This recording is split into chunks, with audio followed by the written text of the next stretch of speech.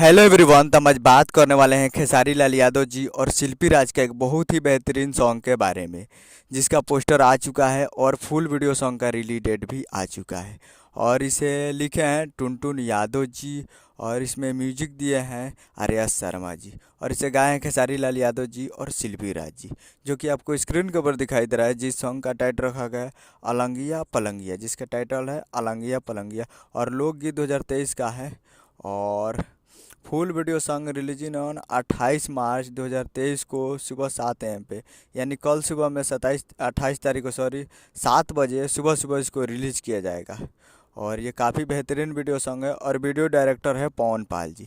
तो काफ़ी बेहतरीन वीडियो डायरेक्टर और वो सारे गाने खेसारी लाल यादव जी के वीडियो डायरेक्टर पवन पाल जी ही होते हैं।